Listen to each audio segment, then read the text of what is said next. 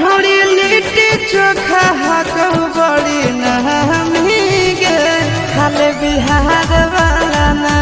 छोड़ी लिट्टी चोखा हाको बड़ी नहमी गे खाले बिहार वाला ना।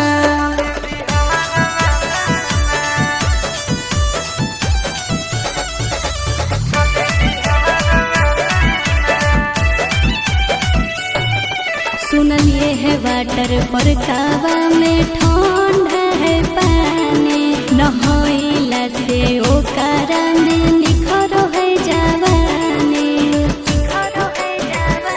तोरा पटना के गोल घर घुमाई देबोगे मोहरिन ड्राइव के सैर कराई देबोगे।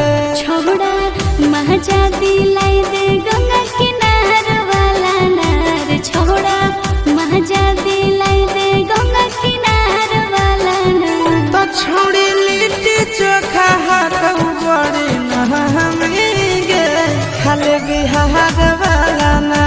छोड़ी लिट्टी चोखा हाको बड़ी नहमी गे खाले बिहार वाला ना।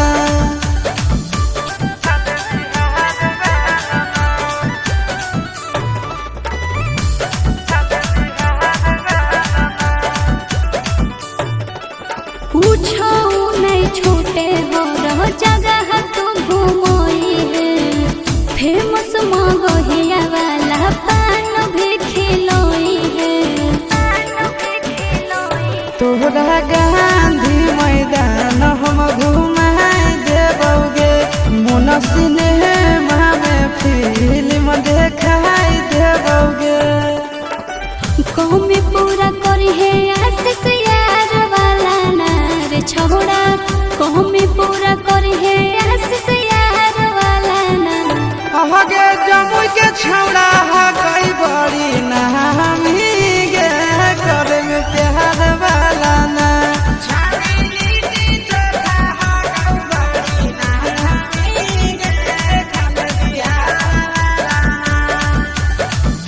छोड़ी लिट्टी चोखा